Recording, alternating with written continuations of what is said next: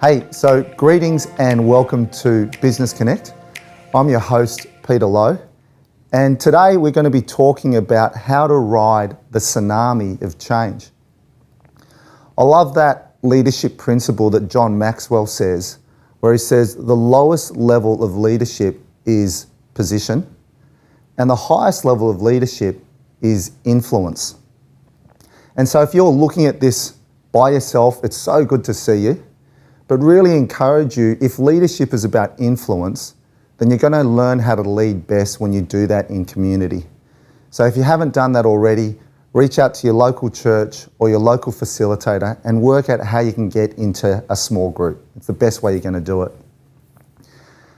Real life tsunamis are created when tectonic plates shift under the ocean, and that energy causes this huge wave. If you try and just stand still and hold it, you'll be annihilated. If you try and protect yourself and dive under, well, you know what? The force of the wave is so big, it's just going to rough and tumble you. But if you can position yourself correctly, what was once seen as a disaster is actually what's going to propel you into the future. And there's a great story of this captured actually in the Bible. And it talks about one of the country's leaders at the time, the ruler of Egypt, Pharaoh. And one night, he has the most vivid dream. And in this dream, there are these 7 fat, healthy cows that walk out of the River Nile, the life source, and they graze on the banks and they're happy. And as the dream continues, he then watches another 7 cows come out. But these cows are totally different. They're skeletal, they're gaunt, they're not appealing to look at, they're so ravished that you almost don't want to look at them. And it's these 7 gaunt cows that come out and actually gobble the 7 fat, healthy cows. And the dream is so vivid and it leaves such a mark on Pharaoh that he gets his advisor around and he says, "Someone tell me what this dream means." And through different process, he comes in contact with a man called Joseph. And Joseph interprets the dream this way: those 7 fat cows are 7 years of prosperity that the world has never seen. There will be an abundance, a multiple return on your crops. It will be a time of plenty.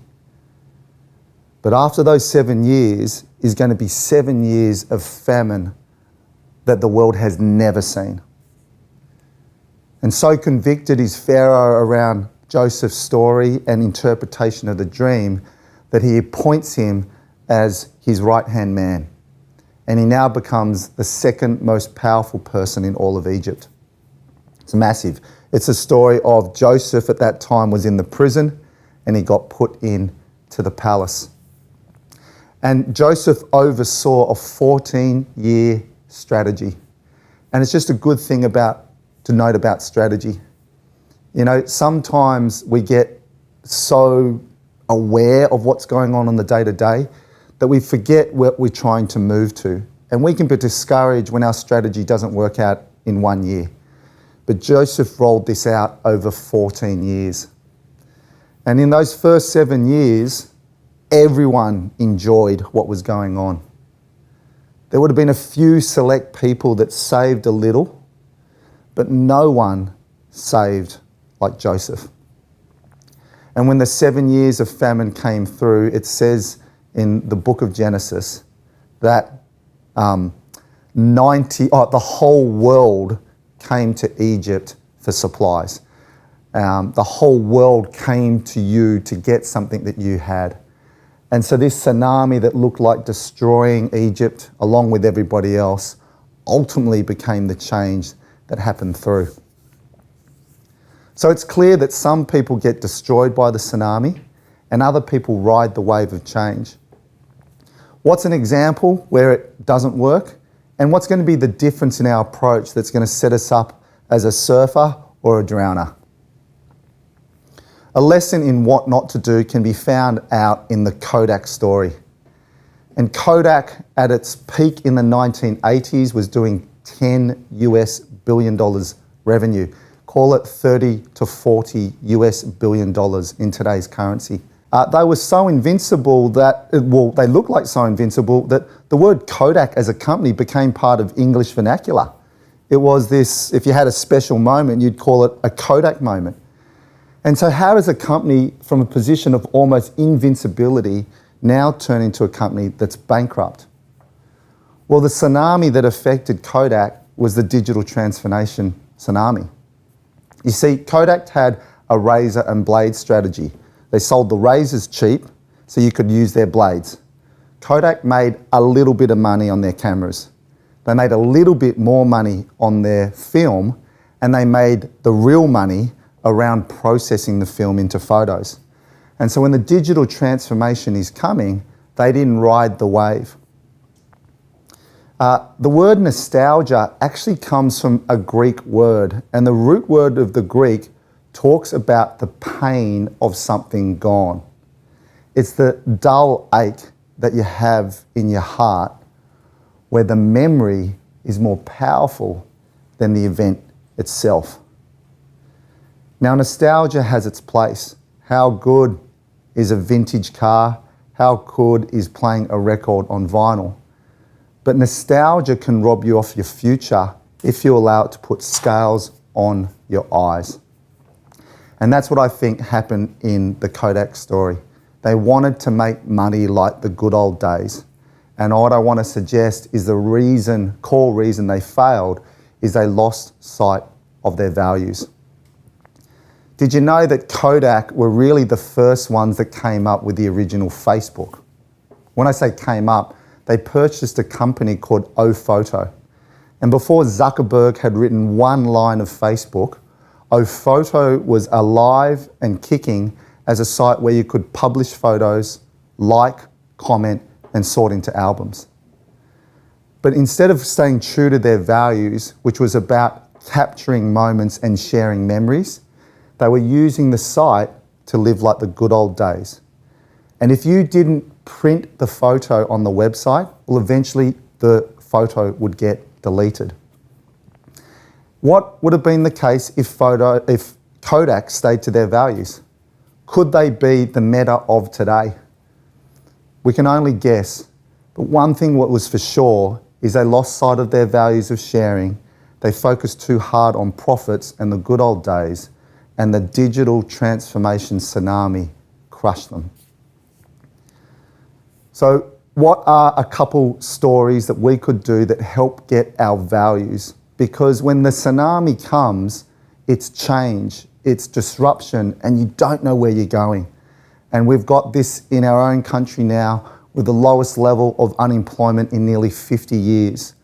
We've had the highest rates of inflation quarter on quarter for nearly 30 years.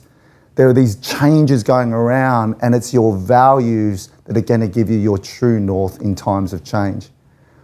And most of the time when I talk to values for people, people roll their eyes and they go, give me something practical.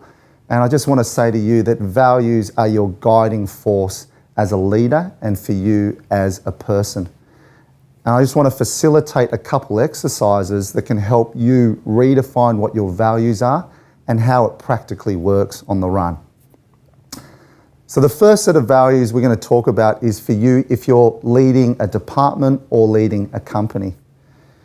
Now, when I was a boy and was first entering the workforce, values in the company looked like a big banner on the wall, and they would list values like integrity, teamwork, communication. They'd list all these values and they'd have a sentence next to each value, and there might be half a dozen or a dozen values on the wall. And that's really good, but it's so big that I found it was quite hard to see on the run. And so the question I'd ask is, what are the one or two questions you can ask yourself as an organisation that keeps you focused on the true north? Your first question needs to be about something bigger than you. And your second question needs to be about how you want to show up. It's best done through an example. So I'm going to be the guinea pig and I'm going to talk about 100x, the two questions we ask ourselves and how this might work in your organisation.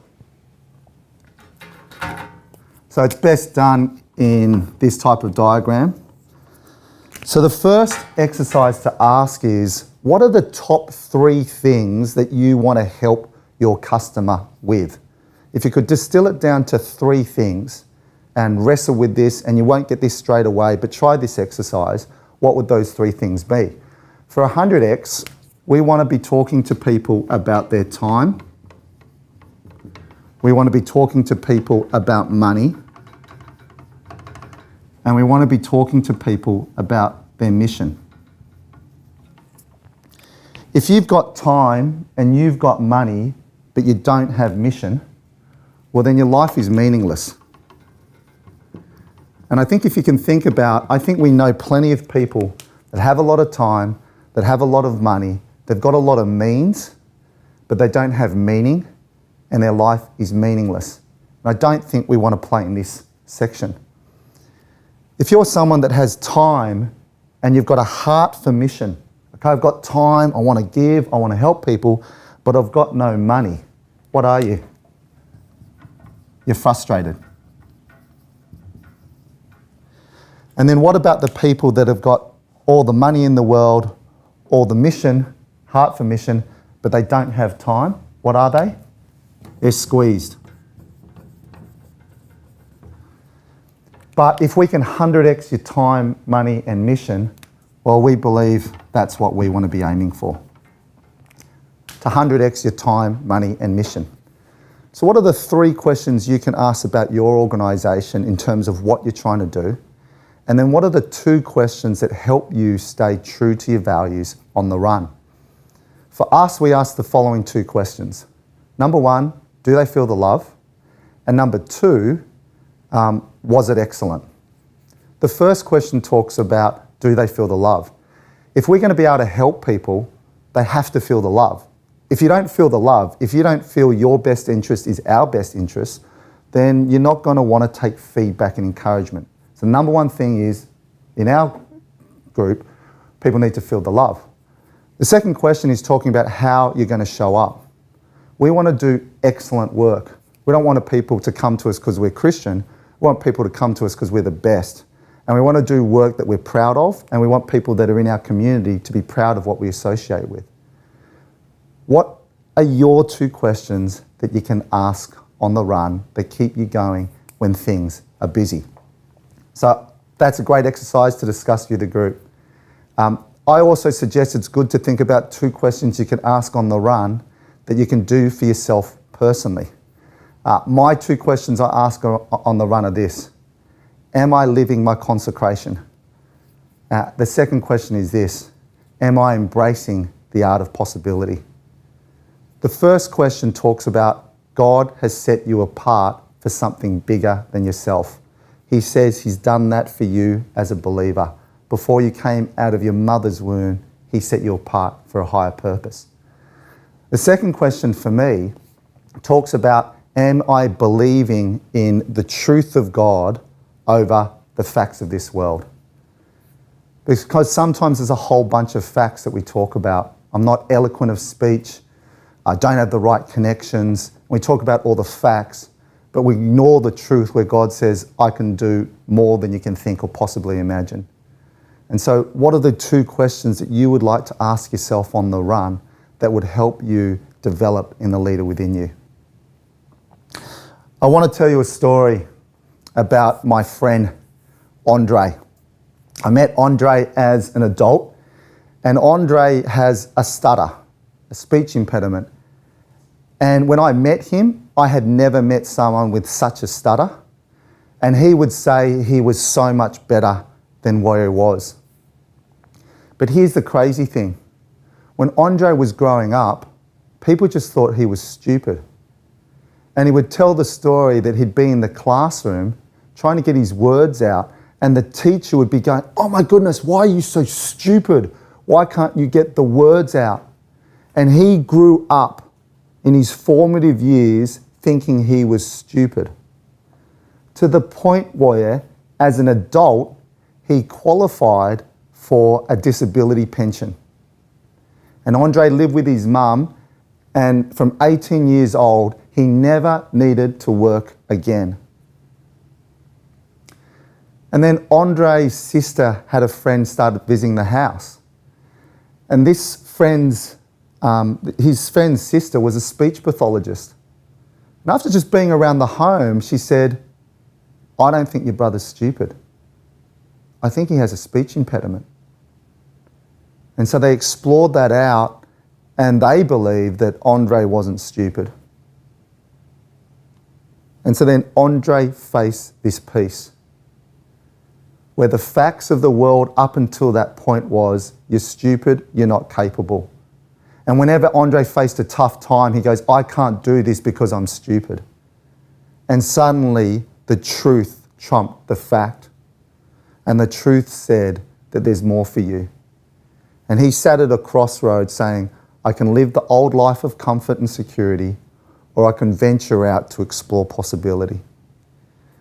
And he said the moment that he decided to change was when he sat down with his sister and mum, and they said, Andre, if you choose this life of comfort, you will never be proud of yourself. And the second thing is this, no woman is going to be with a man who's not going to fight for himself. Because if he can't fight for himself, then he can't fight for his family. You know what Andre's job is right now? He's an English teacher in ESL. You want to talk about the courage of a lion? Hey, I'll tell you about the early days of my previous company. Started from a bedroom. Now, yeah, eventually it grew. We grew this internationally, but at the beginning it was nothing flash. If you called into our company in those early days, we didn't even have a proper phone system. And the phone would ring and we'd cover the hand piece and go, it's Vico. It's good, then stretch out the cord. It was pretty funny days. Andre would always be the first guy to try and grab and pick up the phone to get better at speaking. And he would literally pick up the phone and he would stutter his way through. He's like, you know, and once he'd spluttered it through, this would be my response. I'd go, Andrejko. And Andre would go, g'day Peter, how are you, man? But that is the heart of a lion. That is the courage. And I don't think Andre knew it at the time, but I knew he was answering those two questions. One question of, you're built more for this. And the second question talking about replacing the old facts with the truth. So as you break up into your groups, as you digest this, maybe ask those questions. What does your company stand for? And what do you stand for? What are the two questions you can ask yourself on the run for your team? And what are the two questions you can ask on the run for yourself? If you're trying to think about what test this needs to pass, if it's a good two questions, it needs to pass the test of the following three questions. Number one, is it inspiring to be a part of? Number two, is it easy to understand? Number three, is it practical to implement? Because if leadership is about influence, then we're attracted to people that are going to inspire us, give us something simple to understand and practical to implement. I hope that's an encouragement for you. And as I've prepared for today and prayed through how this message was to land, I just want to encourage you people to say, the life is too short to stay in facts. It's too short. It's too precious. And like my friend Andre, if we stay in comfort and fact, we're never going to be look at ourselves in the mirror and be proud of ourselves. But if you're at the junction of change and anxiety is stopping you and facts are stopping you and wrongful thinking for decades is stopping you, I just want to encourage you to break that chain of the past and grab hold of the future that God has for you. Here's to a life well lived. My name's Peter Lowe. Guys, if you want more resources, go to your church group, your local facilitator. You can connect with us online at 100x Legacy at 100x.ly or connect with me personally on Insta at peterlowe100x. Wish you the best. May you grab hold of everything that God has for you. In Jesus' name, amen.